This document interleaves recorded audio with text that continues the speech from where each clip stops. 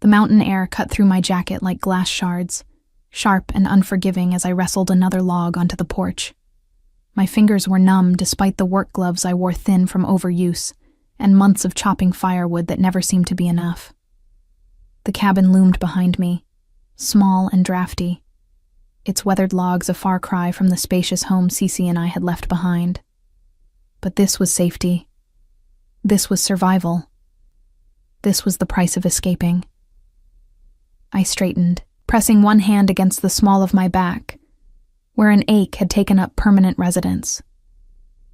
The other hand instinctively went to my daughter's bedroom window, checking for the 100th time that morning that she was still safely inside. Through the glass, I could see her curled up with her coloring books, dark curls bent over the paper with intense concentration. 4 years old, and already she'd learned to be quiet, to stay hidden, to understand that some dangers couldn't be explained, only avoided. The sound of an engine growled in the distance, low and powerful, cutting through the pristine silence of the Colorado wilderness. My heart stuttered. No one came up this far. The nearest neighbor was 15 miles away, the small town of Pine Ridge another 10 beyond that. I'd chosen this location specifically for its isolation, paying the landlord in cash, using a name that wasn't mine, leaving no trail that could lead back to us.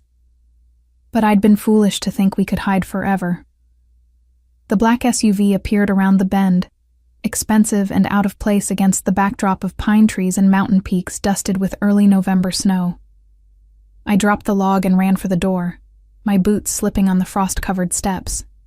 Inside, I locked the deadbolt and chain, knowing even as I did that they were useless. If someone wanted in, these flimsy barriers wouldn't stop them. "Mommy?" Cece's voice was small, uncertain.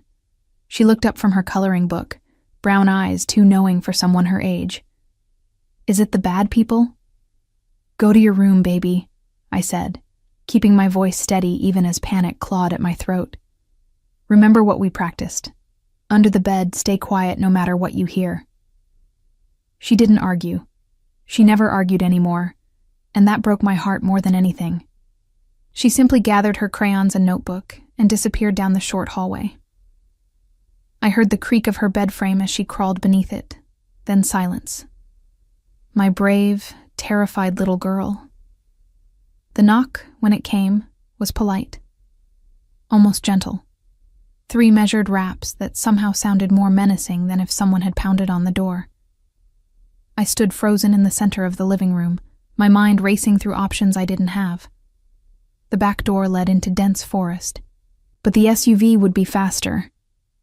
The hunting rifle I'd bought at a pawn shop was locked in the bedroom closet, unloaded because I was terrified of having a loaded weapon in the house with Cece. My phone sat on the kitchen counter. But who would I call? The police couldn't protect us from this. No one could. Paige. The voice was muffled through the door, but I would have recognized it anywhere. Deep and controlled, carrying an authority that made grown men flinch. "I know you're in there. Open the door." Patrick Novak. The name echoed through my head like a death knell. I'd known this moment would come eventually. Had known from the moment I discovered what my ex-husband had done. The money he'd stolen. The organization he'd betrayed. That someone would come looking. I just prayed we'd have more time. That somehow I could get far enough away. Hide deep enough. Become invisible enough that they'd give up the search. But men like Patrick Novak didn't give up. They didn't forget. And they didn't forgive. "Please," I called out, my voice cracking. "Whatever you want, I don't have it.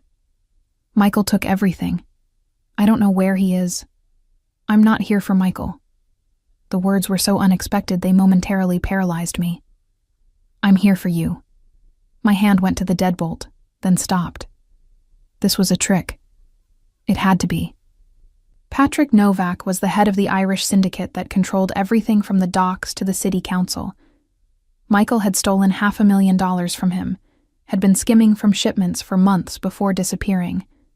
I was collateral damage, a loose end to be tied up. "I'm not opening the door," I said, trying to inject strength into my voice. "You need to leave. I'll call the police." A low chuckle drifted through the heavy wood. "No, you won't, because you're smarter than that. You know the police can't help you. But I can." "I don't believe you." "Then let me prove it." A pause. "Paige, I've been looking for you for 6 months. If I wanted to hurt you, I wouldn't be knocking." The logic was sound, which made it all the more terrifying. I moved to the window, careful to stay hidden behind the curtain, and peered out. The SUV sat in my small clearing, engine still running, vapor rising from the exhaust in the cold air. I couldn't see anyone else, but that didn't mean they weren't there. Patrick Novak traveled with an army of men who would kill without hesitation, who saw violence as just another business transaction. But he was alone on the porch. I could see him now. Tall and broad-shouldered in a black coat that probably cost more than 6 months of my rent. His dark hair was slightly longer than I remembered, shot through with silver at the temples that somehow made him more commanding rather than less. His face was all hard angles and sharp edges, the face of a man who made difficult decisions and lived with them. I'd seen that face before. Once. 3 years ago, at some fundraiser Michael had dragged me to, back when I still believed his lies about being a successful financial consultant. Patrick had been across the room, surrounded by people seeking his attention, his approval, his favor. Our eyes had met for just a moment, and I'd felt something electric pass between us, something dangerous and magnetic that I'd immediately tried to forget. Michael had noticed. "Stay away from him," he'd hissed in my ear, his fingers digging painfully into my elbow. "Patrick Novak is not someone you want noticing you." But he had noticed. I'd felt his gaze on me throughout the evening, heavy and intent, even as I'd avoided looking in his direction. And when we'd left, I'd glanced back to find him watching from the doorway, his expression unreadable. I'd pushed the memory away, buried it under the growing mountain of evidence that my marriage was built on lies. But now he was here, at my door, claiming to want to help rather than hurt. "I'm going to open the door," I called out, my hand trembling as I reached for the deadbolt. "But if you try anything, if you make one move toward me or my daughter, I won't." His voice was calm, absolutely certain. "You have my word." A Mafia boss's word should have meant nothing. But something in his tone made me believe him, or perhaps I simply had no other choice. I slid the chain free, turned the deadbolt, and pulled open the door. The cold rushed in, but it was nothing compared to the intensity of Patrick Novak's gaze as it locked on mine. He was bigger than I remembered, or perhaps the small doorway made him seem larger, more imposing. His gray eyes swept over me, taking in my worn jeans and oversized flannel shirt, my hair pulled back in a messy ponytail, my face free of makeup and lined with exhaustion. "You look like hell," he said bluntly. "Thanks," I replied, not moving from the doorway. "You look like someone who's about to threaten me." "I'm not." He raised his hands slowly, showing empty palms.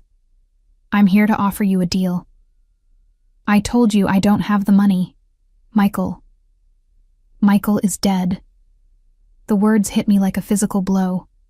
"Found him 2 months ago in a motel outside Denver. Someone got to him before I did."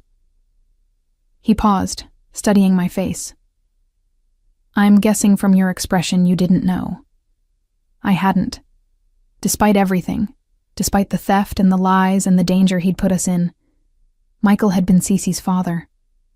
The news of his death should have brought relief. Instead, I felt only a hollow emptiness.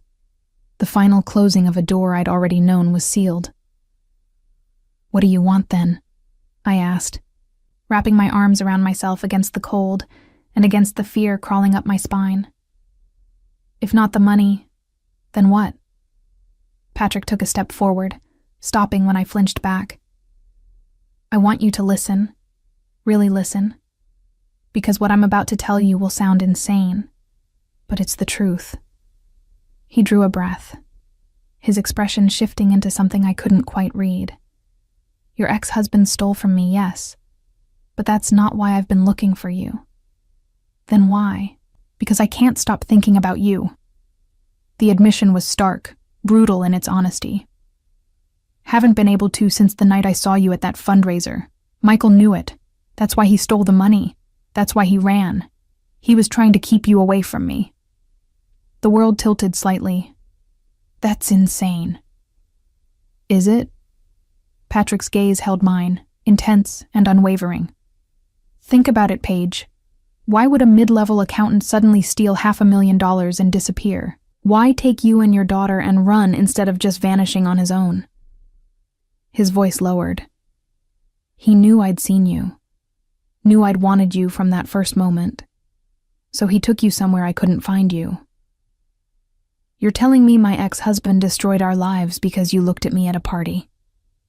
My voice rose, anger cutting through the fear. That's the most narcissistic thing I've ever heard. I didn't just look at you. Patrick's jaw tightened. I made inquiries, discreet ones. But Michael had connections. People who told him the head of the Novak organization was asking about his wife. To a man like him, paranoid and ambitious, that was a death sentence. So he ran, and he made sure to take you with him. I wanted to call him a liar, to slam the door in his face and pretend this conversation had never happened. But the pieces fit too perfectly. Michael's sudden panic, his insistence on leaving the city immediately, the way he'd looked over his shoulder constantly during our final months together. The strange comment he'd made once, drunk and angry. You're going to destroy us both, you know that? Just by existing. Even if that's true, I said, forcing the words past the tightness in my throat. What difference does it make now? Michael's dead. The money's gone. There's no reason for you to be here. There's every reason. Patrick's voice dropped to something almost gentle, which somehow made it more frightening. You're not safe, Paige. Michael wasn't the only one who stole from me. He was working with others, and they're still out there. They know about you, know about your daughter. They think you have information, leverage. It's only a matter of time before they come looking. Then I'll run again. Even as I said it, I knew how hollow it sounded. We'll disappear somewhere you can't find us. If I found you, they can find you. He took another step forward, close enough now that I could see the gray-blue flecks in his eyes, smell the expensive cologne that probably cost more than my monthly rent. But I can protect you. I can keep you and your daughter safe from everyone, including me, if that's what you want. What's the catch? My voice was barely a whisper. Men like you don't do anything without a price. The price, Patrick said slowly, is that you give me a chance. Let me prove that what I feel for you isn't some obsession or game. Let me show you that I can be more than what you think I am. For you and for your daughter. You're insane, I breathed, even as something traitorous stirred in my chest. You don't even know me. I know you're brave enough to run when you're terrified, smart enough to hide where no one should have found you, strong enough to raise a child alone in impossible circumstances. His hand rose and I tensed, but he only touched the doorframe, his fingers white-knuckled against the wood. I know you're everything I never knew I wanted, and I know that if you give me a chance, I'll spend the rest of my life making sure you never regret it. Behind me, I heard the smallest sound, a floorboard creaking. Cece, probably unable to resist peeking out to see what was happening. Patrick's gaze shifted past me, and I saw something extraordinary happen. His expression, so intense and focused on me, softened completely when he spotted my daughter. "Hello," he said gently, as if greeting a frightened animal. "You must be Cece." I turned to find my daughter standing in the hallway, clutching her stuffed rabbit to her chest. Her eyes were wide, but not with fear, with curiosity. How do you know my name? She asked in her small, clear voice. Your mommy mentioned you. Patrick's tone remained gentle, non-threatening. She said you're very brave. Cece considered this. Are you the bad people? Cece, I started, but Patrick spoke over me. Some people think so, he admitted with surprising honesty. But I'm not here to hurt you or your mom. I promise. My daughter studied him for a long moment, then looked up at me. Mommy, why are you standing in the cold? You always say to close the door so the heat doesn't get out. She was right. We were wasting precious warmth, and I could already see my breath in the air. But inviting Patrick Novak inside felt like crossing a line I could never uncross, stepping into a life I'd spent 6 months trying to escape. Yet what choice did I have? If what he said was true, if there were others coming, then running again would only delay the inevitable. And if he truly wanted to help, if his obsession could somehow be turned into protection for my daughter. Come in, I heard myself say, stepping back from the door. But just to talk, that's all. Patrick's smile was slow and devastating, transforming his harsh features into something almost beautiful. That's all I'm asking, he said, crossing the threshold. For now. As I closed the door behind him, sealing us in with the man who should have been my greatest threat, I wondered if I'd just made the smartest decision of my life or signed our death warrants. Only time would tell which it would be. The cabin felt smaller with Patrick Novak inside it. He dominated the space without trying, his presence filling every corner as he moved through the small living room with measured steps. His gaze swept over everything: the second-hand furniture I'd bought at a thrift store, the stack of bills on the kitchen counter that I'd been juggling for weeks, the children's drawings taped to the walls. He was cataloging, assessing, seeing too much. Cece, go back to your room, please, I said, keeping my voice steady even as my heart hammered against my ribs. Finish your coloring. My daughter hesitated, still clutching her rabbit. But Mommy. Now, baby. The firmness in my tone left no room for argument. She retreated down the hallway, casting one last curious glance at Patrick before disappearing. I waited until I heard her bedroom door click shut before turning to face him. You have 5 minutes to explain what you want, I said, crossing my arms. Then you leave. Patrick unbuttoned his coat with deliberate slowness, revealing an expensive suit beneath. Charcoal gray, perfectly tailored, the kind of clothing that whispered wealth and power. He draped the coat over the back of my worn couch as if it belonged there, as if he belonged here. I told you what I want. His gray eyes locked on mine. You, safe, protected, in my life. That's not an explanation. That's a demand wrapped in pretty words. I moved to put the kitchen counter between us, needing the physical barrier. You said Michael stole from you because he knew you'd seen me. Fine. That's his paranoia and his problem. But you're acting like I'm some kind of possession he took and you're here to reclaim. Is that what you think? Patrick's voice was dangerously soft. That I see you as property? What else am I supposed to think? You tracked me across 3 states, found a cabin in the middle of nowhere, and showed up talking about obsession and protection and chances. My hands gripped the counter's edge until my knuckles went white. I don't even know you. You don't know me. This entire situation is insane. You're right. The admission caught me off guard. Patrick moved closer, stopping when he reached the counter but not attempting to come around it. This is insane. I'm not a man who chases women, Paige. I'm not a man who feels much of anything beyond the requirements of business. But then I saw you at that fundraiser, and something shifted. Something I didn't ask for and didn't want. That's not love, I shot back. That's obsession. There's a difference. I never said it was love. His honesty was brutal. Not yet, but it could be. If you'd give it a chance to become something real instead of just this ache that's been eating at me for 3 years. 3 years. I laughed, but there was no humor in it. You've been pining for a woman you exchanged one look with for 3 years? Do you hear how that sounds? Pining isn't the word I'd use. Patrick's jaw tightened. Haunted is more accurate. You were there every time I closed my eyes. Every business meeting, every decision, every moment I should have been focused on something else. There you were. I tried to forget. Told myself it was just attraction. Just wanting something I couldn't have, but it didn't fade. So you decided to what? Follow me? Control me? Force me into your life because you can't control your own feelings?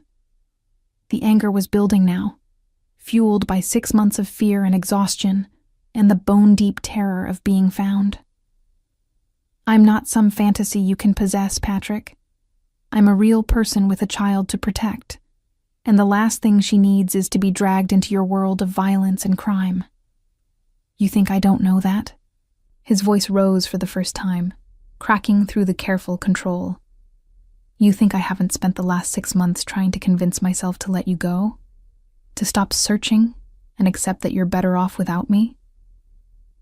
He ran a hand through his hair, disrupting the perfect styling. But I can't, because every piece of intelligence that crosses my desk, every conversation I overhear, tells me you're in danger. Real danger. And the thought of someone hurting you or your daughter... He cut himself off, his hands clenching into fists on the counter. I could see the war playing out across his face.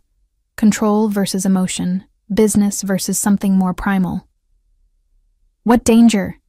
I demanded. You keep saying that, but you haven't explained what you mean.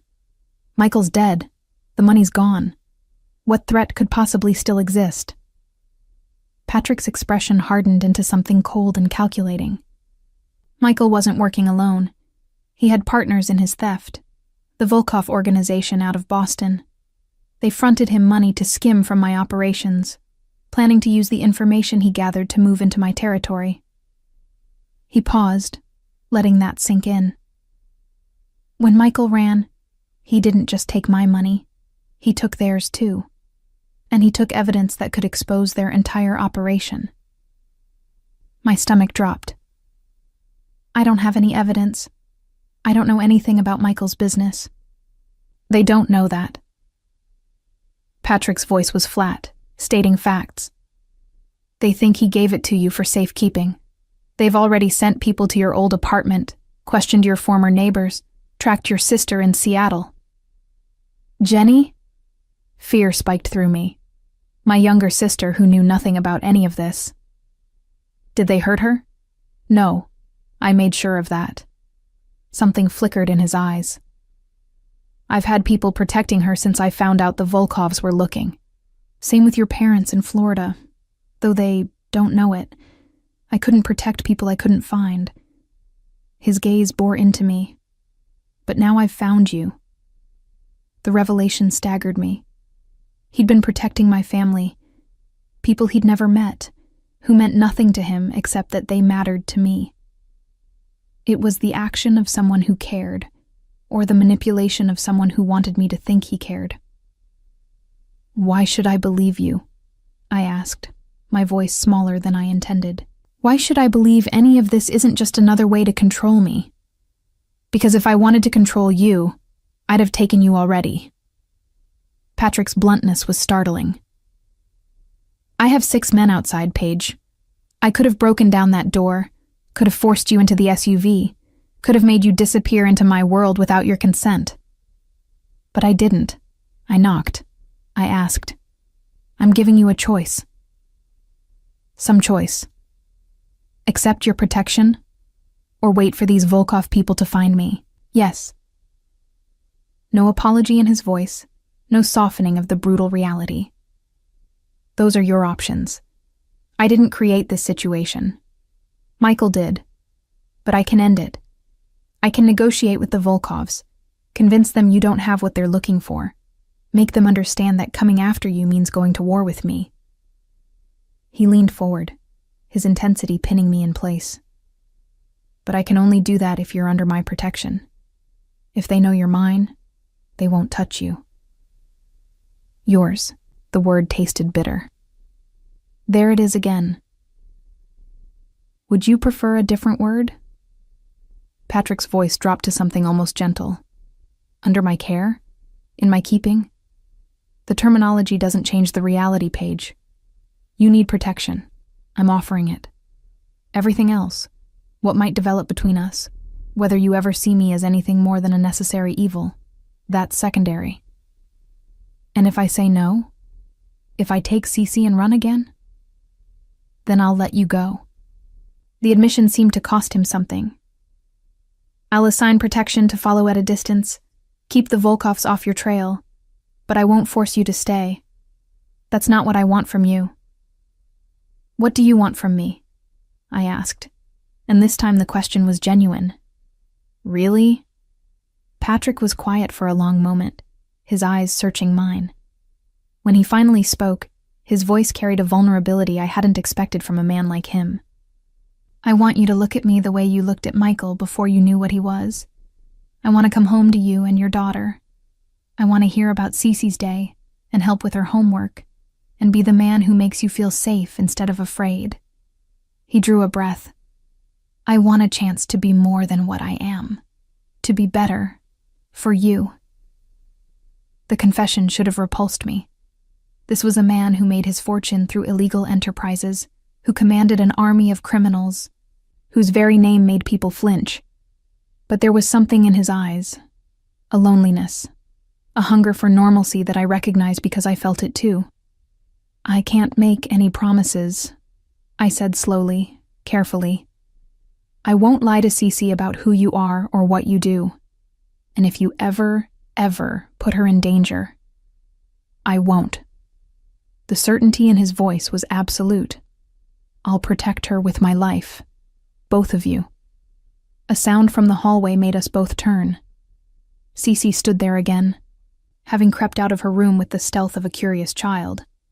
She looked at Patrick, then at me, her little face serious. Mommy, are we going with the man? How did I answer that? How did I explain to my 4-year-old daughter that we were about to enter the orbit of a Mafia boss because it was the only way to keep her safe? We're talking about it, baby, I said, moving around the counter toward her. It's a big decision. He seems nice. Cece's simple assessment made Patrick's expression shift into something achingly soft. And he has a really big car. Does it have seat warmers? Our car doesn't have seat warmers, and it's really cold in the mornings. Despite everything, I found myself almost smiling. Only my daughter would reduce this impossible situation to a question about vehicle amenities. It does have seat warmers, Patrick said, crouching down to be at Cece's eye level. And a DVD player. Do you like movies? I love movies. Cece's face lit up.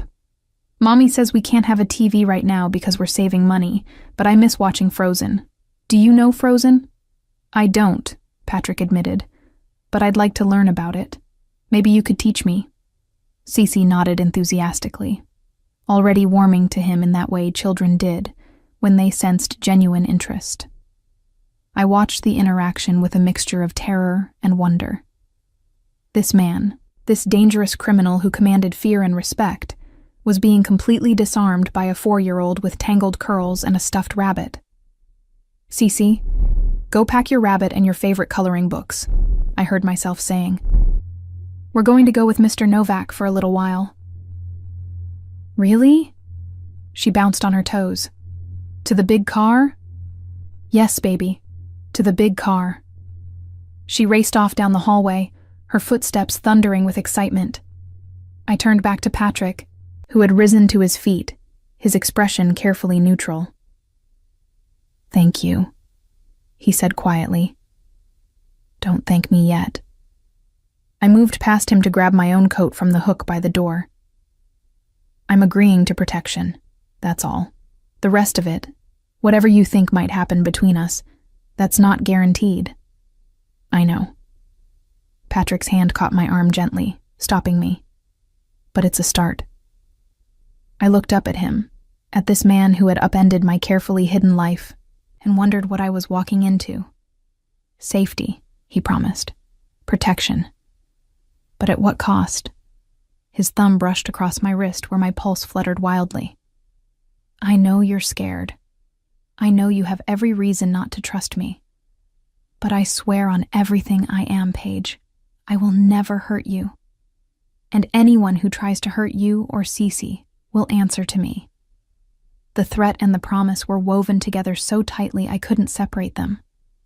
This was who Patrick Novak was. Protector and predator.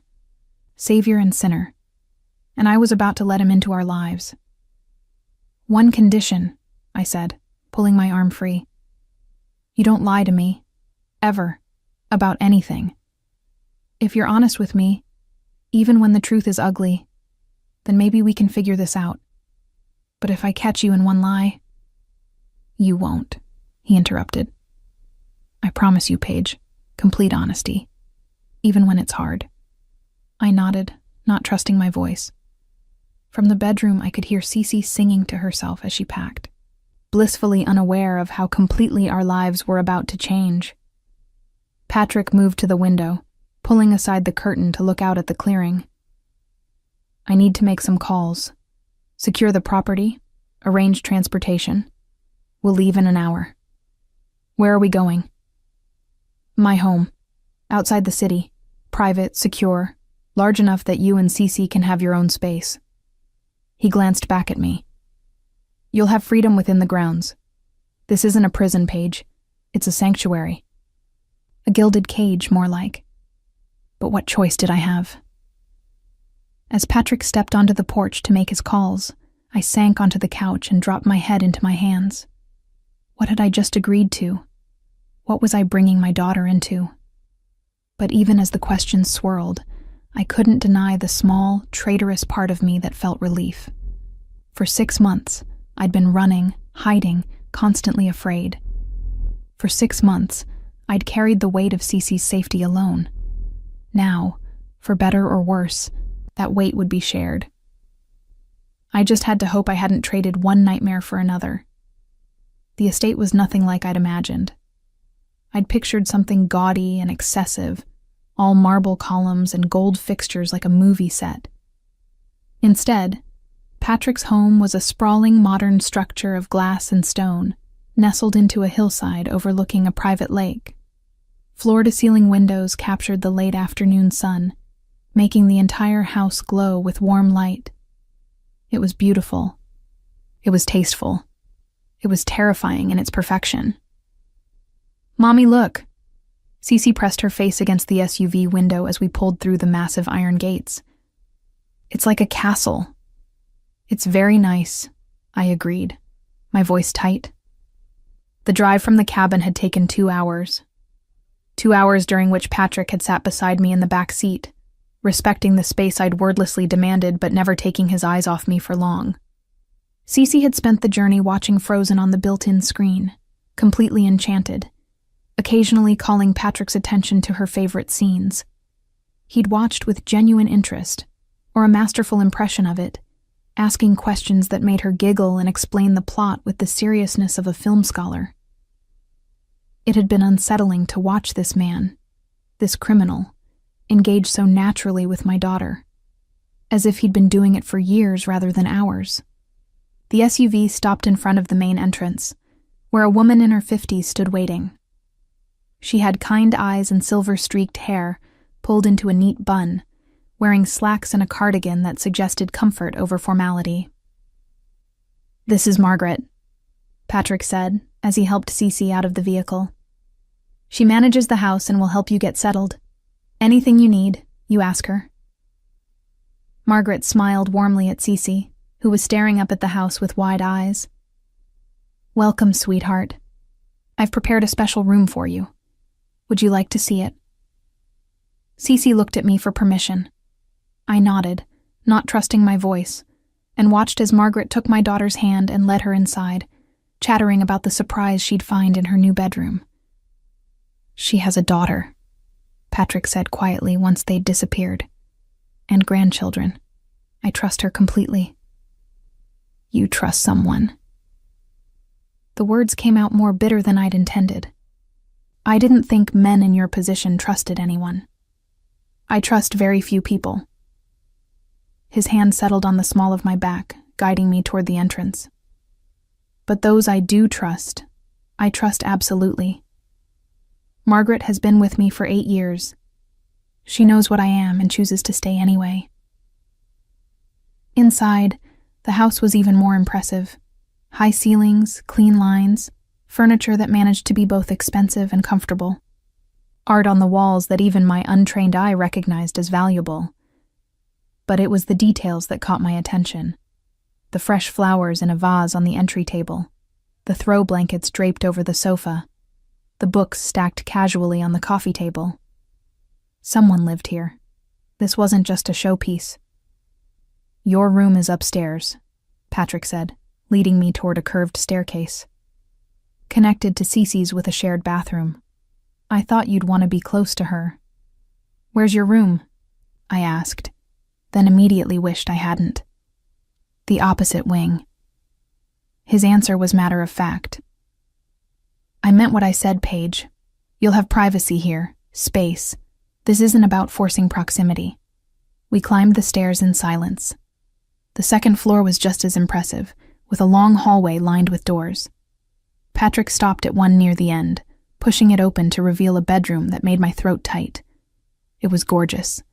A king-sized bed with a cream-colored duvet, floor-to-ceiling windows overlooking the lake, a sitting area with a small fireplace.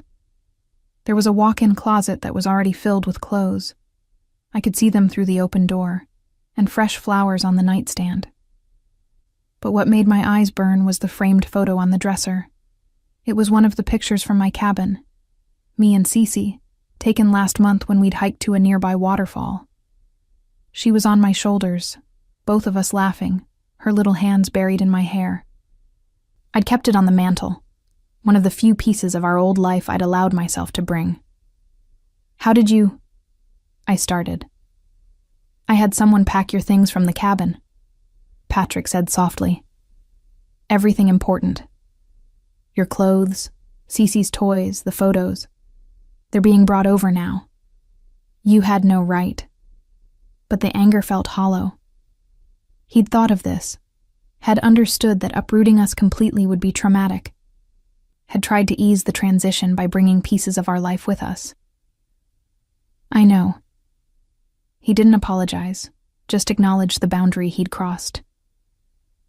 But I wanted you to have something familiar. I moved to the window, needing distance from him and from the overwhelming thoughtfulness of this gesture. Below, I could see Cece running across the lawn with Margaret, chasing after a small dog that had appeared from somewhere. My daughter's laughter drifted up, clear and bright, the first time I'd heard her laugh like that in months. The dog is Biscuit, Patrick said, coming to stand beside me.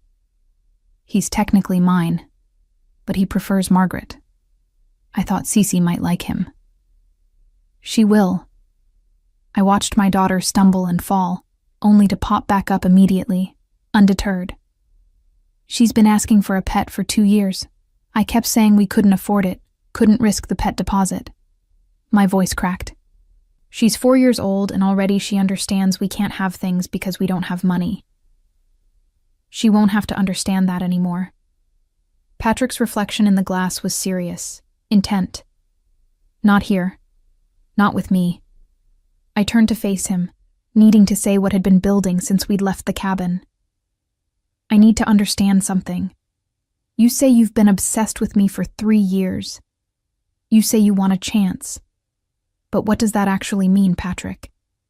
What are you expecting from me? Right now? He considered the question carefully. Nothing. You're here because you need protection. That's the priority. Everything else can wait. But it can't wait forever, I pressed. Eventually, you're going to want something in return for this. For the safety, the house, the life you're offering. Men like you don't give without expecting to receive. His jaw tightened. You think I'm going to demand sex in exchange for protection? Is that what you're asking? I'm asking what the end game is. I crossed my arms, armor against the vulnerability of this conversation. You want me to give you a chance. A chance at what? A relationship? Marriage? What's the goal here? Patrick was quiet for a long moment, his gray eyes searching mine. When he spoke, his voice carried a weight that made the words feel like a vow. I want you to love me. Eventually. Not now. Not forced. Not because you feel obligated. But someday, I want you to look at me and feel something real. Something that isn't fear or gratitude or resignation. He paused. And I want to be the father Cece deserves. The one who shows up, who protects her, who makes her feel safe and valued. The one Michael never was. The honesty staggered me. This was more than obsession. This was a blueprint for a life, detailed and specific and completely insane. You can't just decide to be a father, I said, my voice shaking. It doesn't work like that. You don't know her. You don't know what she needs. Then teach me. The simplicity of the statement cut through all my defenses. I don't know how to be what you need, Paige. I don't know how to do any of this in a normal way, but I'm willing to learn. I'm willing to fail and try again. I'm willing to be patient for as long as it takes. Why? The question burst out of me, raw and desperate. Why me? You could have anyone. Beautiful women. Sophisticated women. Women who already know your world and wouldn't need protection. Why fixate on someone you barely know? Because when I saw you at that fundraiser, you were the only real thing in a room full of people pretending to be something they weren't. Patrick's intensity pinned me in place. You were uncomfortable in that dress, clearly didn't want to be there, kept looking at the door like you were planning an escape. And when Michael grabbed your arm too tight, you didn't flinch or cry or make a scene. You just set your jaw and endured it with this quiet strength that made me want to cross the room and break his hand. The memory surfaced, sharp and unwelcome. That had been one of Michael's bad nights, when the pressure of maintaining his lies had made him cruel. I'd learned to endure those moments, to become small and silent until his mood passed. I went home that night and couldn't stop thinking about you, Patrick continued. Couldn't stop wondering who you were, what your life was like, whether you were happy. And the more I learned, the way Michael treated you, the way he kept you isolated from family and friends, the way he controlled every aspect of your life, the more I understood that you deserved better. So this is about saving me? Anger sparked through the vulnerability. You're some kind of white knight who saw a damsel in distress and decided to rescue her? No. His bluntness cut through my sarcasm. This is about wanting something I can't have, and being selfish enough to pursue it anyway. I'm not a good man, Paige. I've done terrible things. I'll do more terrible things. But with you, I want to try to be better. That's all I can promise. The confession hung between us, brutal in its honesty. This wasn't a fairy tale. Patrick Novak wasn't a prince. He was exactly what he appeared to be. A criminal. A killer. A man who built his empire on violence and fear. But he was also standing here, offering me truth instead of pretty lies. Offering protection without demanding immediate payment.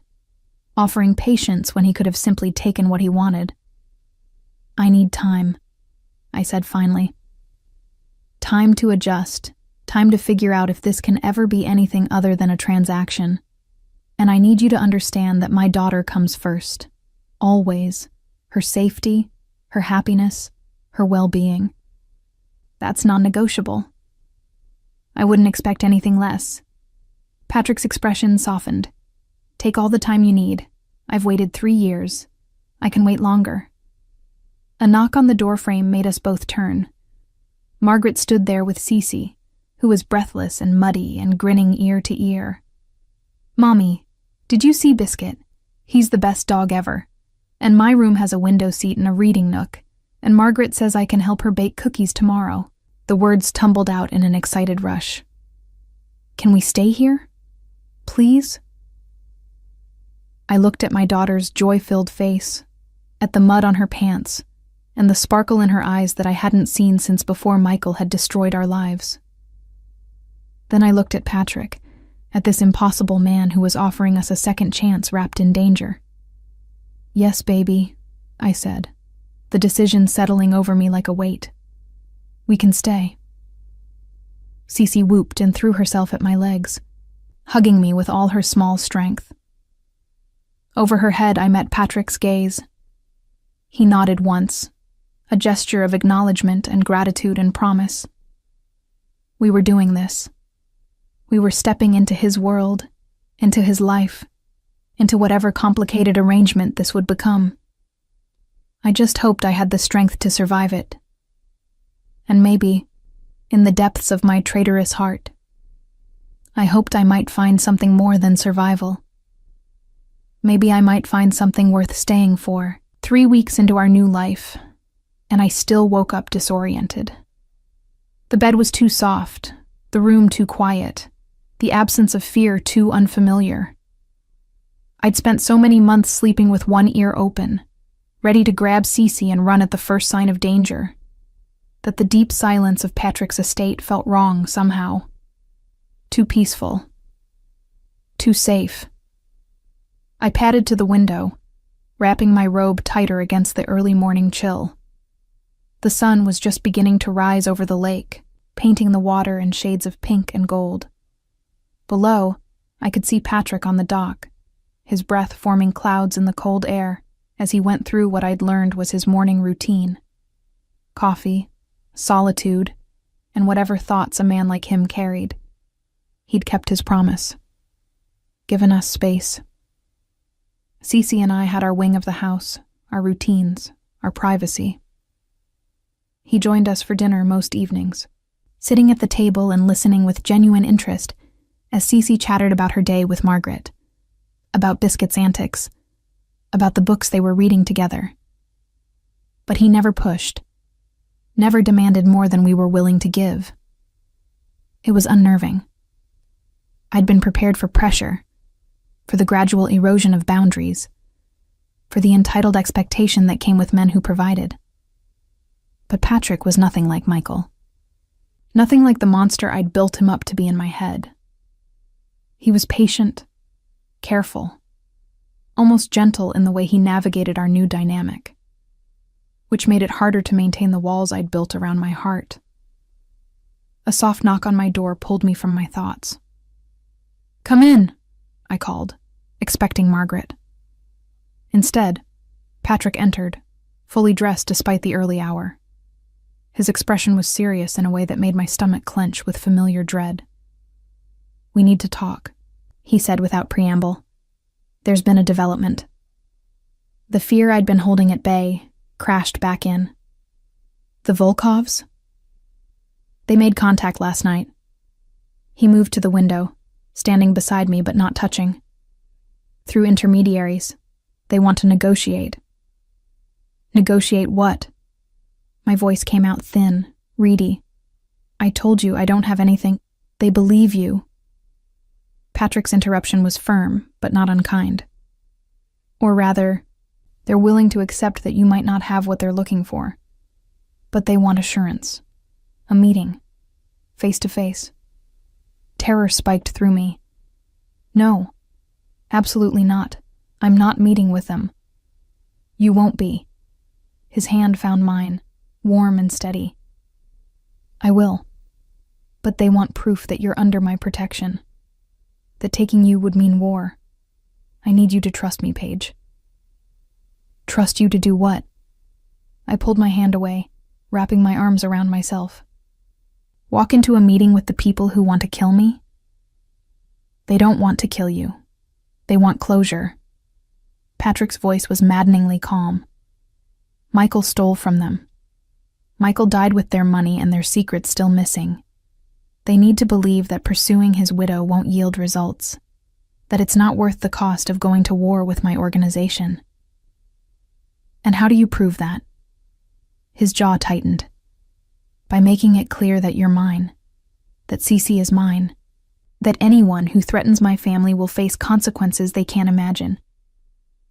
The possessiveness should have angered me. Instead, it sent a strange thrill down my spine, quickly followed by shame. I shouldn't want this. Shouldn't feel safe in the cage of his protection. But I did. "When is this meeting?" I asked quietly. "Tonight. Neutral ground, public location. They've agreed to my terms." He turned to face me fully.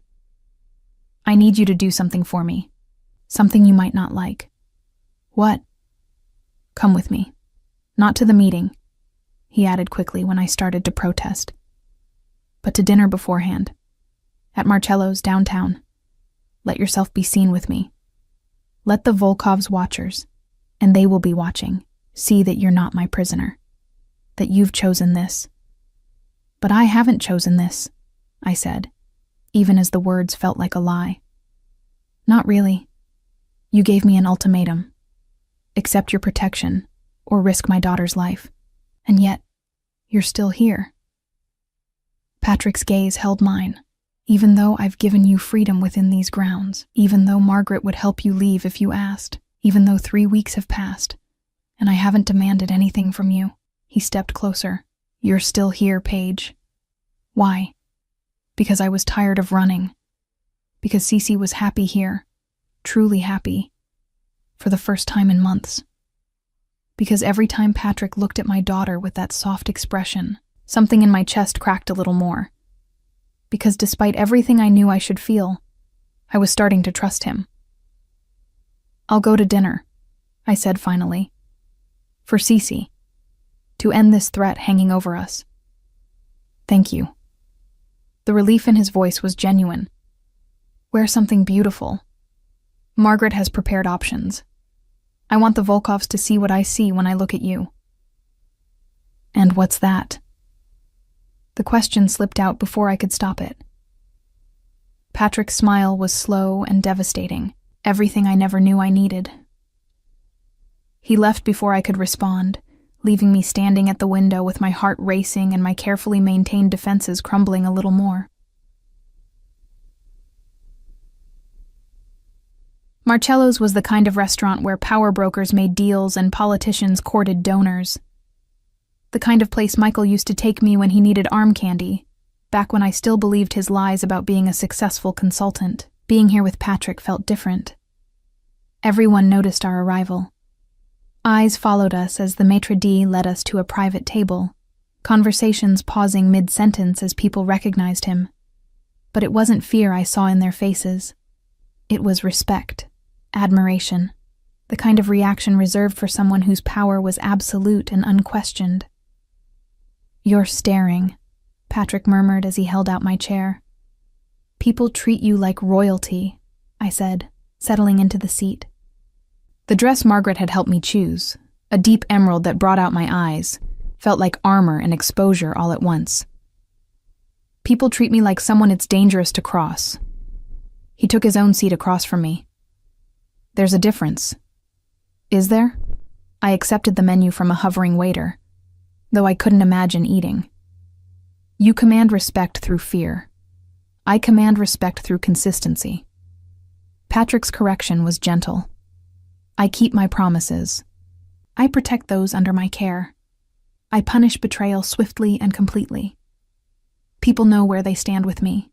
That breeds respect more than fear ever could." Before I could respond, a man appeared at our table. Tall, silver-haired, wearing a suit that screamed old money. His smile was polished as he extended his hand to Patrick. "Novak, I heard you were back from your sabbatical."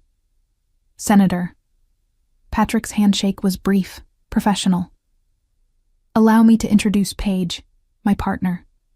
The word sent electricity through me. Partner, not girlfriend, not companion. Partner, equal, chosen. The senator's assessing gaze swept over me, and I forced myself to meet it steadily. I'd spent too many years making myself small. Not anymore. "Charming," the senator said. though his tone suggested he found me anything but. I wasn't aware you were in a relationship, Patrick. I'm a private man. Patrick's hand found mine on the table, his fingers threading through mine with casual possessiveness. But yes, Paige and I are building something permanent. The declaration should have terrified me. Instead, it felt like a shield, protecting me from the senator's dismissive gaze and from the dozens of other eyes watching our interaction. Well, the senator's smile didn't reach his eyes. Congratulations. I'll let you enjoy your evening. He departed, and I became acutely aware that our interaction had been noted by every person in the restaurant. Patrick's public claim of me, his use of the word partner, the intimate way he held my hand. Did you mean that? I asked quietly once we were alone again. About building something permanent? Every word. His thumb brushed across my knuckles. I know you're not ready to hear it. I know you're still figuring out whether you can trust me, whether this can be real. But I meant what I said, Paige. You and Cece are my family now. That's not going to change. You barely know us. The protest was automatic, weak. I know Cece likes her toast cut into triangles. I know she's afraid of thunderstorms but pretends not to be because she thinks it makes her brave. I know she asks about her father sometimes. And it breaks your heart because you don't know how to explain where he went or why he left. Patrick's voice was low, intimate. I know you check on her 3 times every night. I know you haven't bought yourself new clothes in over a year because every spare dollar goes toward her needs. I know you're terrified that you're failing her, even though you're the strongest person I've ever met. Tears burned behind my eyes. You're not supposed to know those things. But I do. His grip on my hand tightened. Because I pay attention. Because you and Cece are the most important parts of my life now. Because I'm trying to prove that this isn't obsession or control. It's care. Real care. The waiter returned before I could respond, launching into descriptions of specials I couldn't focus on. I ordered something at random, my mind spinning with Patrick's words, and the weight of his gaze and the terrifying realization that I was falling for him. Not because he'd saved me.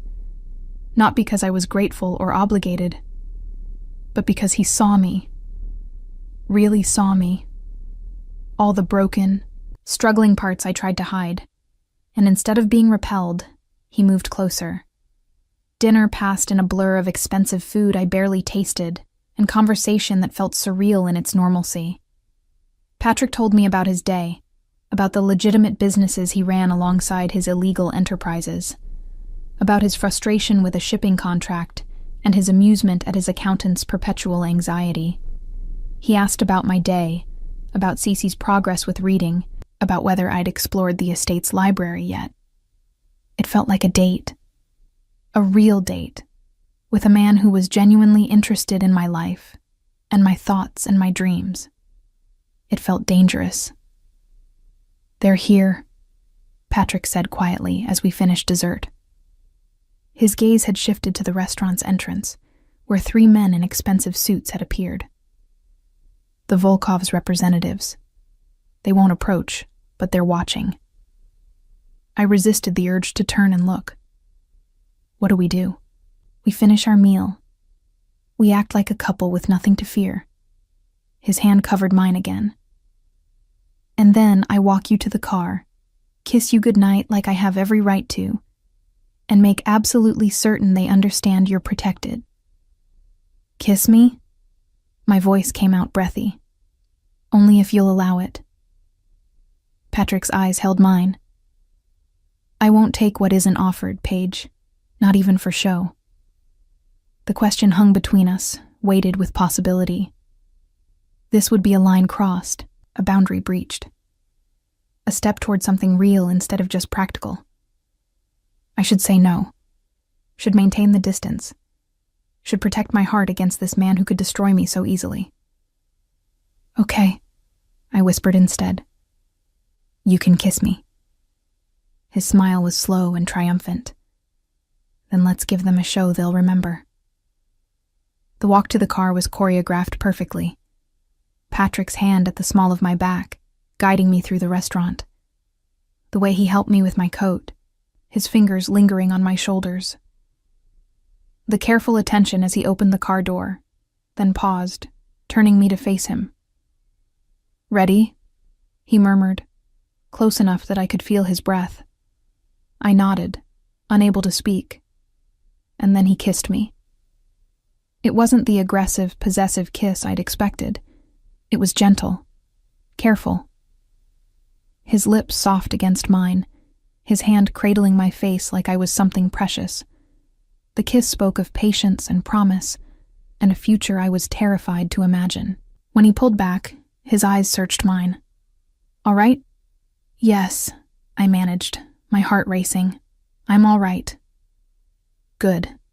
He handed me into the car with the same careful attention, then closed the door and moved around to the driver's side. As we pulled away from the restaurant, I caught a glimpse of the 3 men watching from the entrance. The message had been delivered. Patrick Novak had claimed me, and anyone who threatened me would face his wrath. "That was for show," I said, trying to convince myself. The kiss. It was just for them.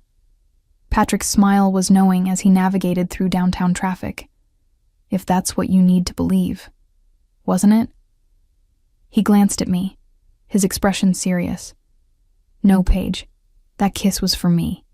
Because I've been wanting to do it since the moment you opened the door at the cabin. The audience just gave me an excuse. I should have been angry, should have called him out for manipulation. But instead, my fingers rose to touch my lips, still tingling from the contact. And I wondered what it meant that part of me wanted him to kiss me again. Without the excuse. Without the audience. Just because. The meeting with the Volkovs changed everything. Patrick returned to the estate near midnight, his tie loosened and exhaustion etched into the lines of his face.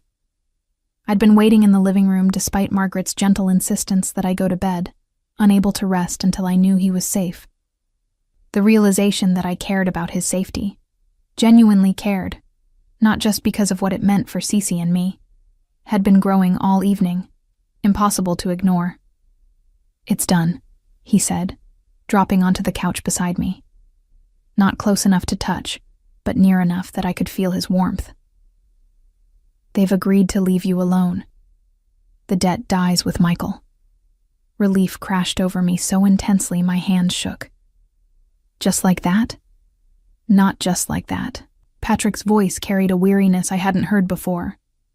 "I gave them something in exchange.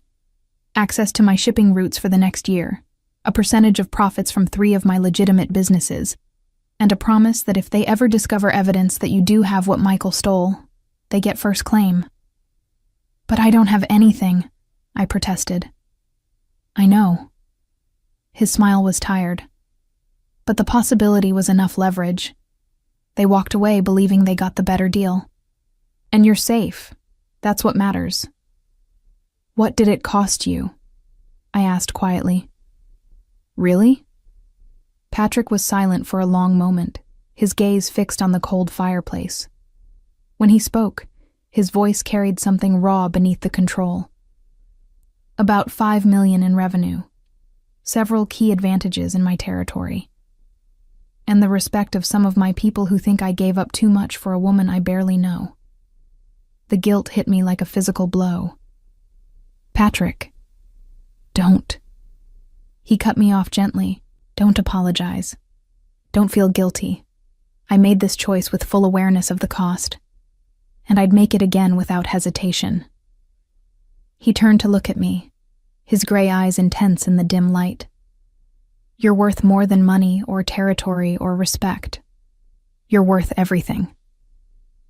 The declaration hung between us, too large and too honest. I should have deflected, made a joke, retreated behind my carefully maintained walls. Instead, I found myself reaching for his hand, threading my fingers through his. "Thank you," I whispered, "for protecting us, for sacrificing so much." His thumb brushed across my knuckles in that gesture I'd come to recognize as his tell, when he was feeling something he didn't know how to express. There's something else. Something I need you to understand about what you're stepping into by staying here. The seriousness in his tone made my stomach clench. What? My world isn't just business negotiations and political connections. There's violence, Paige. Real violence. People die because of decisions I make. I've killed people. With my own hands, not just through orders. He held my gaze steadily, refusing to look away. I need you to understand who I am. What I am. Before this goes any further. I know what you are, I said, though my voice shook slightly. I've known from the beginning. Knowing intellectually is different from seeing it. Patrick's expression was grave. Eventually, you will see it. The aftermath of my decisions, the fear I inspire, the blood on my hands, literal or metaphorical. And I need to know if you can live with that. If you can look at me knowing what I've done and still see someone worth caring about. The question was so vulnerable, so at odds with the powerful man who commanded an empire through fear and force. It revealed the truth I'd been trying to ignore. Patrick Novak was terrified that I would see the monster beneath the man and run. I spent 3 years with Michael, I said slowly, choosing my words carefully. He pretended to be something he wasn't, lied about who he was and what he did, used me and Cece as props in his performance of normalcy. And when his lies caught up to him, he didn't protect us. He ran and left us to face the consequences. I squeezed his hand. You've been honest from the start. You've told me the ugly truth even when a lie would be easier. You've protected us at great cost to yourself. You treat my daughter with more care than her own father ever did. I paused. I'm not naive enough to think you're a good man, Patrick. But I'm beginning to believe you're a good man for us. The tension in his shoulders eased slightly. That's all I can ask for. We sat in comfortable silence for a while, hands linked, both lost in thought. Finally, Patrick spoke again. There's a charity gala next weekend, the mayor's annual fundraiser. I'm expected to attend, and I'd like you to come with me. He hesitated. It would be your formal introduction to my world. Everyone who matters will be there. They'll see you with me and understand what you mean to me. What do I mean to you?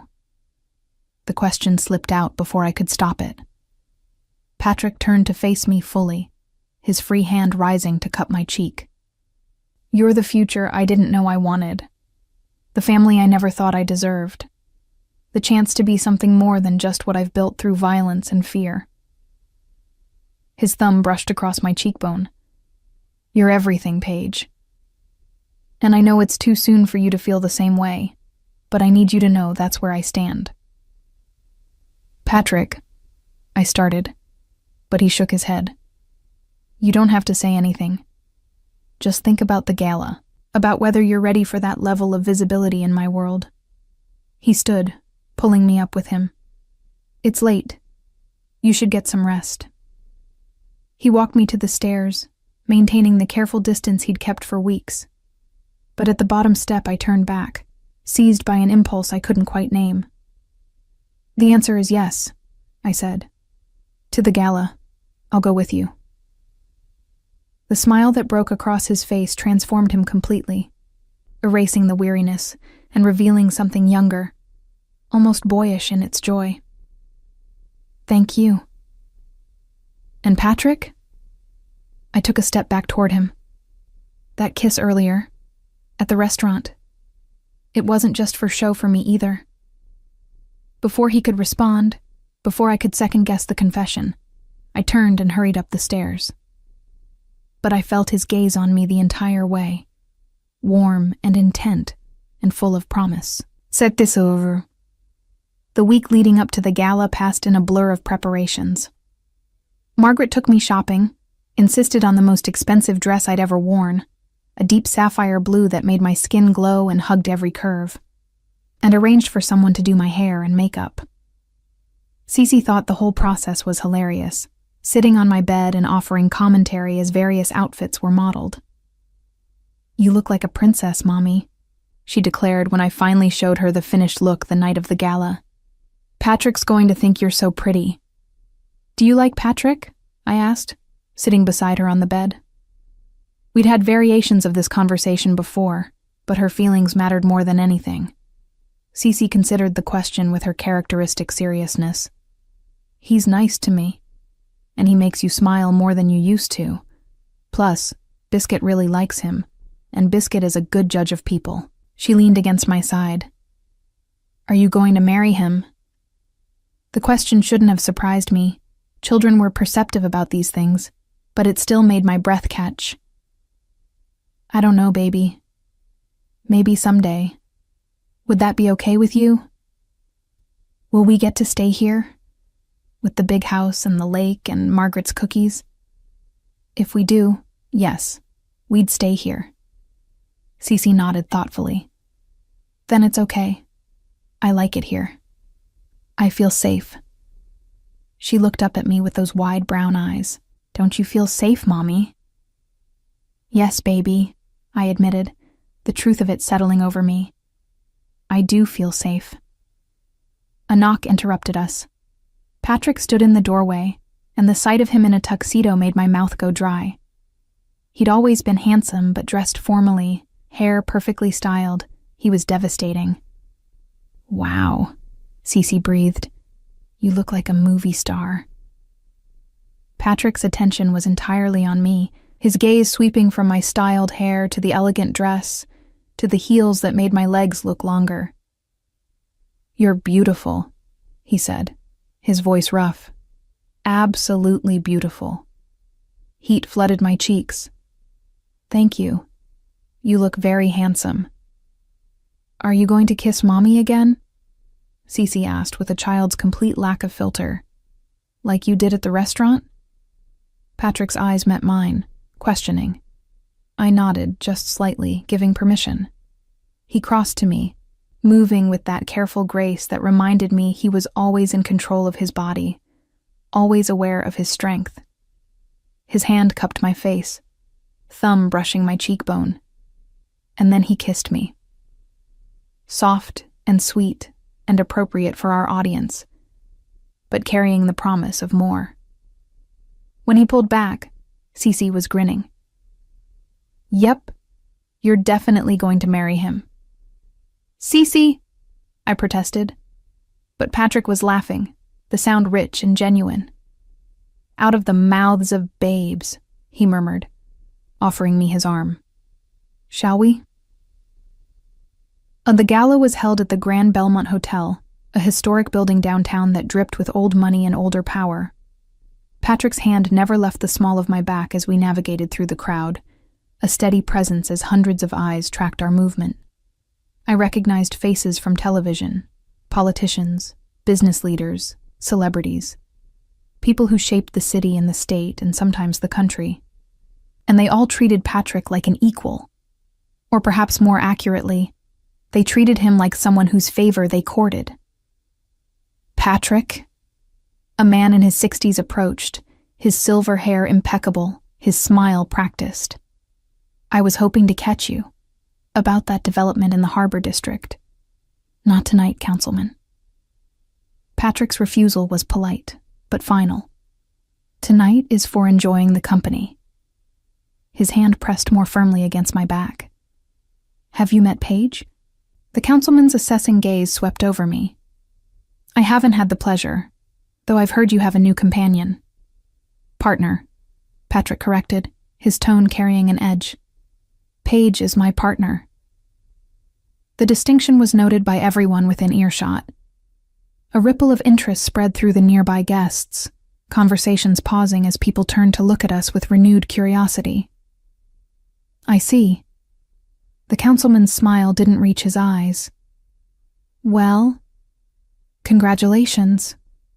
I'll leave you to your evening." As he departed, I leaned close to Patrick. "You're drawing a lot of attention to me." "That's the point." His voice was low, meant only for me. I want everyone here to understand your importance. That you're not temporary, not a fling, not someone they can dismiss or threaten. Or what? You'll go to war for me? The question was only half joking. Patrick's expression was deadly serious. Without hesitation. The certainty in his voice should have frightened me.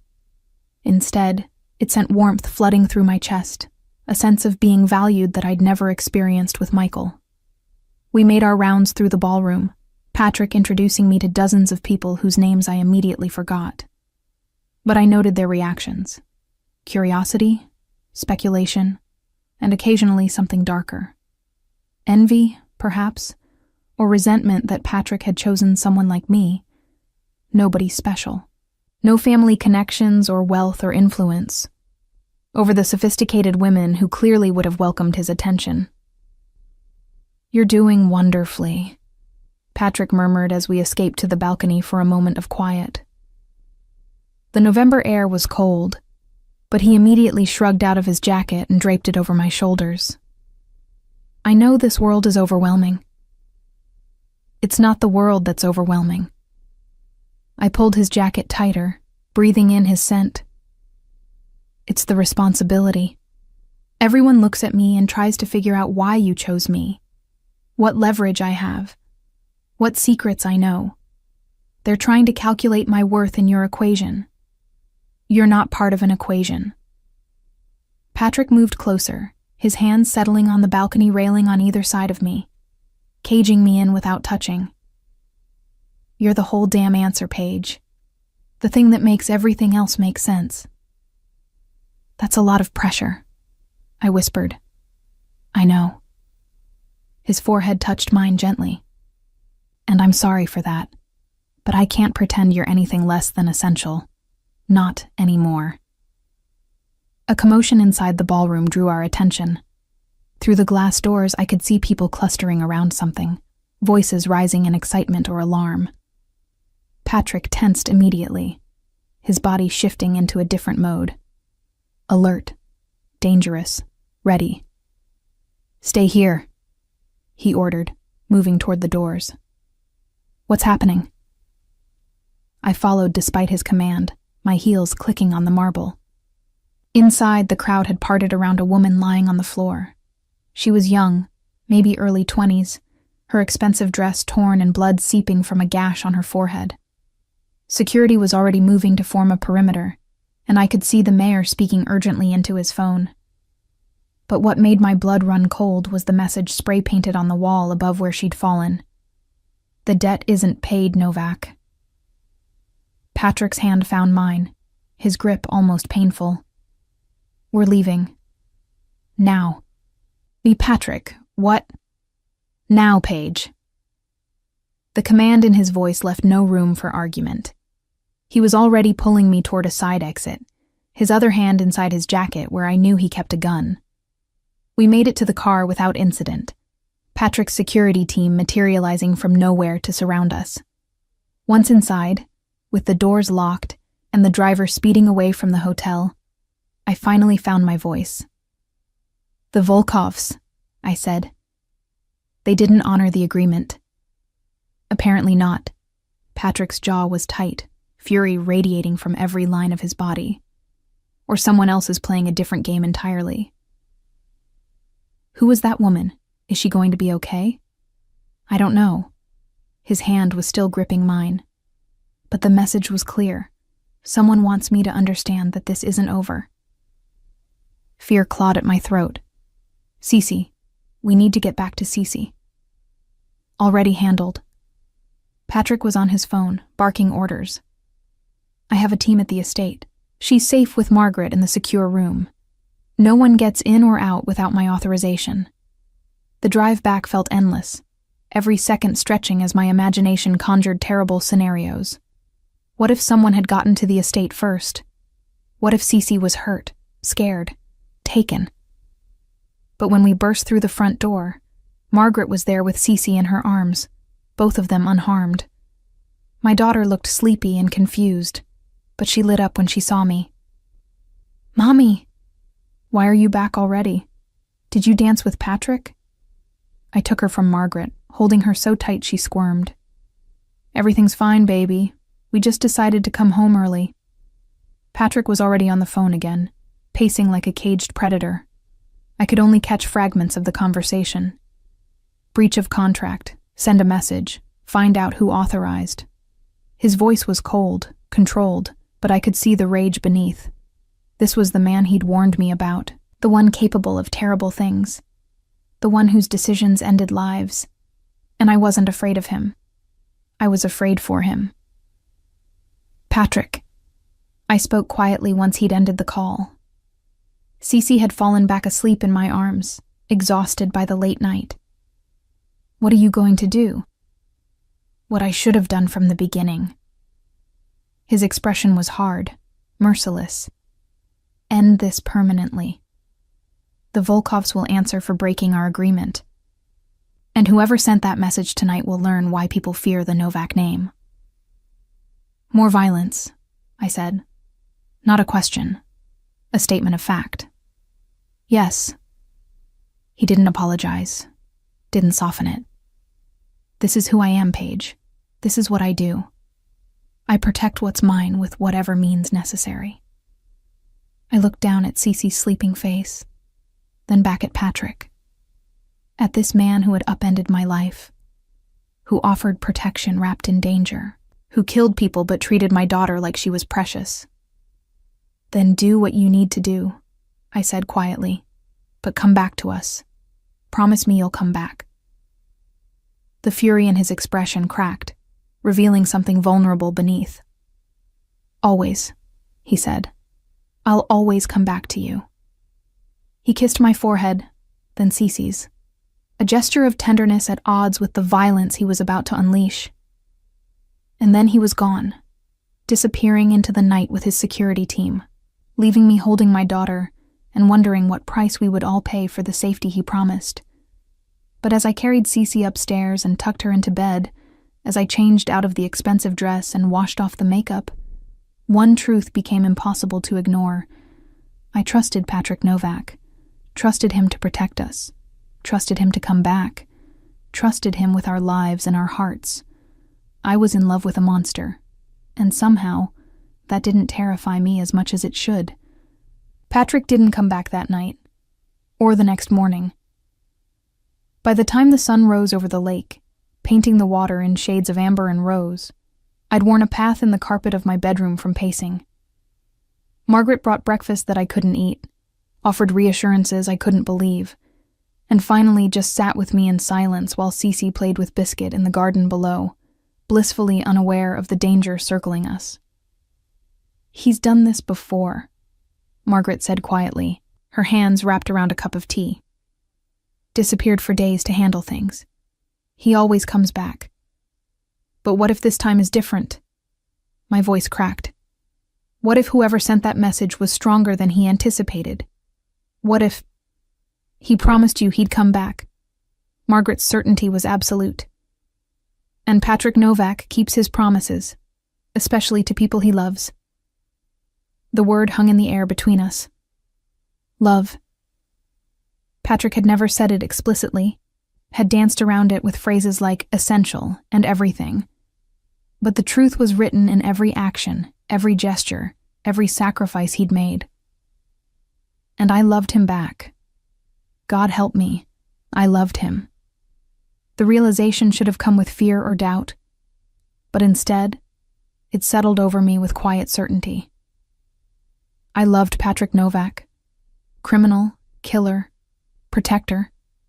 The man who treated my daughter like she was his own and looked at me like I was the answer to questions he'd never known to ask. My phone buzzed. Unknown number. My heart lurched as I answered. Paige. Patrick's voice was rough, exhausted, but alive. Are you and Cece safe? We're fine. We're at the estate with Margaret.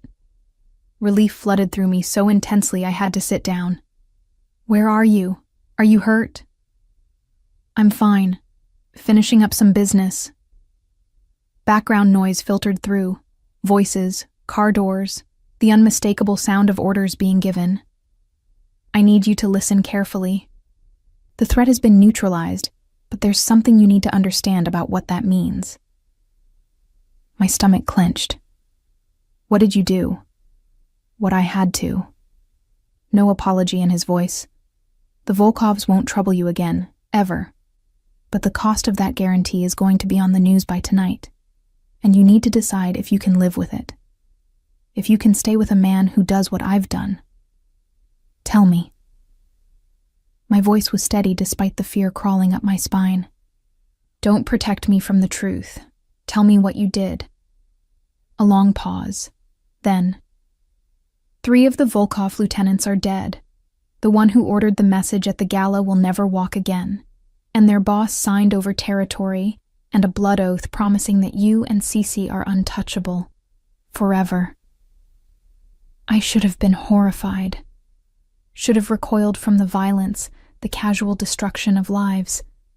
But all I could think was, he did this for us. He waged war and won to keep us safe. "Come home," I said quietly. "Come home to us, Patrick." Another pause, longer this time. When he spoke, his voice was rough with emotion. "You're sure? You understand what I am now? Really understand?" "I understand that you're a man who keeps his promises, who protects his family with everything he has, who showed my daughter more love in 3 weeks than her father did in 4 years. I drew a breath. "Come home. We'll figure out the rest together." "I'll be there in an hour." Relief flooded his voice. "Paige, thank you. For not running. For staying."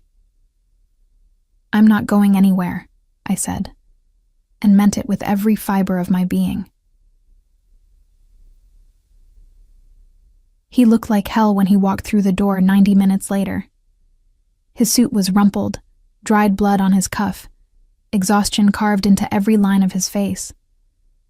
But when Cece saw him and ran squealing across the foyer to throw herself at his legs, something in his expression transformed completely.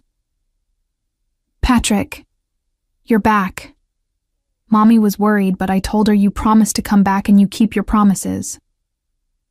The words tumbled out in a rush as he scooped her up, holding her like she was the most precious thing in the world. "I always keep my promises to you," he said, his voice thick. "Always, Piccola." Over Cece's dark curls, his eyes found mine. I saw the question there, the vulnerability he rarely showed. "Are we okay? Can you accept this?" I crossed to them, rose on my toes, and kissed him. Not gently, not carefully, but with all the fear and relief and love that had been building since he'd left. Cece giggled between us, squirming until Patrick set her down. "Does this mean you're going to get married?" she asked with a child's directness. "Because if you are, can I be a flower girl? And can Biscuit be in the wedding too?" "Cece," I started, but Patrick was laughing. "Give me time to ask your mother properly first," he said, ruffling her hair. "But yes, Piccola, when that happens, you'll absolutely be our flower girl, and we'll figure out something for Biscuit. When, not if." The certainty in his voice made my heart race. "Go find Margaret," I told Cece. "I think she was baking something special for when Patrick got home." She raced off, leaving us alone in the foyer. Patrick immediately pulled me into his arms, his face buried in my hair. "I'm sorry," he murmured. "For the violence, for leaving, for making you worry. Don't apologize for protecting us." I pulled back to look at him. "But promise me something. Promise that from now on, we face things together. No more disappearing into the night without telling me what you're doing or where you're going. We're partners, right? That means sharing the burden." "Partners," he agreed. "In everything." His hand cupped my face. "I love you, Paige. I should have said it before now. Should have made it clear. But I love you. Everything about you. Your strength, your courage, The way you love Cece with your whole heart. The way you gave me a chance when you had every reason not to. I love you too. The words felt like freedom, like stepping into sunlight after months in shadow. I don't know when it happened. Maybe at the cabin, when you were so gentle with Cece. Maybe at the restaurant when you kissed me. Or maybe I've been falling since that first night at the fundraiser 3 years ago and just didn't know it. Patrick's kiss was different this time. Deeper, more urgent, carrying the weight of everything we'd survived and everything we were promising. When we finally broke apart, both breathless, he rested his forehead against mine. "Marry me," he said. Not a question. A statement of intent. Not today, not next week, but someday soon. Marry me and let me spend the rest of my life proving I'm worthy of you and Cece. Yes. The answer came without hesitation. Yes, Patrick, I'll marry you. 6 months later, I stood in the master bedroom of the estate, our bedroom now, mine and Patrick's, and adjusted the delicate veil Margaret had helped me arrange. The dress was simple, elegant, cream-colored silk that flowed like water, nothing like the elaborate gown Michael had insisted on for our wedding, all lace and beading and traditions I hadn't wanted. This was different. This was choice. "You look beautiful, Mommy." Cece appeared in the doorway, resplendent in her flower girl dress of pale blue, a basket of rose petals clutched in her hands. "Patrick's going to cry when he sees you." "Your new daddy," Margaret corrected gently from behind her. The adoption papers had been finalized last week, Patrick officially becoming Cece's father in the eyes of the law, as he'd been in her heart for months. "My daddy," Cece agreed, testing out the word with a smile. "That sounds nice." It did sound nice. Better than nice. It sounded like family. Like home. Like safety earned and love freely given. The ceremony was small, held in the garden overlooking the lake with only Margaret, a few of Patrick's most trusted people, and my sister Jenny, who'd flown in from Seattle. No politicians or business associates or anyone from Patrick's dangerous world. Just the people who mattered. Patrick stood by the arbor in a charcoal suit, his hands clasped behind his back, his expression carefully controlled. But when I started down the makeshift aisle with Cece at my side, both of us walking together because she'd insisted on giving me away, his control shattered. Tears tracked down his face as he watched us approach. This man who killed without remorse, openly crying at the sight of his family coming to him. "Hi, Daddy," Cece whispered when we reached him, offering her basket of petals. "Don't cry. Happy weddings aren't supposed to be sad." "These are happy tears, Piccola," he managed, crouching to kiss her forehead before standing to face me. "You're both so beautiful." The officiant began speaking, but I barely heard the words. All I could focus on was Patrick's face, the way he looked at me like I'd hung the stars, the way his hand trembled slightly as he slid the ring onto my finger. "I promise to protect you and Cece with everything I am," he said during his vows, his voice rough but steady. "I promise to be honest even when the truth is ugly. I promise to come home to you every night, to be the father she deserves and the partner you need. I promise to love you both for the rest of my life and whatever comes after. I promise to stand beside you," I said when it was my turn. "In the light and the darkness. I promise to trust you even when I'm afraid. I promise to build a life with you that's real and messy and imperfect and ours. I promise to love you exactly as you are. All of you, the good and the difficult, and everything in between." When the officiant pronounced us married, Patrick's kiss was gentle and reverent, conscious of our audience. But the promise in his eyes spoke of later, when we'd be alone, and he could show me properly what this moment meant to him. Cece cheered, throwing rose petals in the air with abandon. Margaret dabbed at her eyes with a handkerchief. Jenny laughed and applauded. And I stood in Patrick's arms, feeling more complete than I'd ever felt in my life. This wasn't a fairy tale. Patrick was still a criminal. His empire was still built on violence and fear. There would be hard days ahead, dangerous moments, times when I'd question the choice I'd made.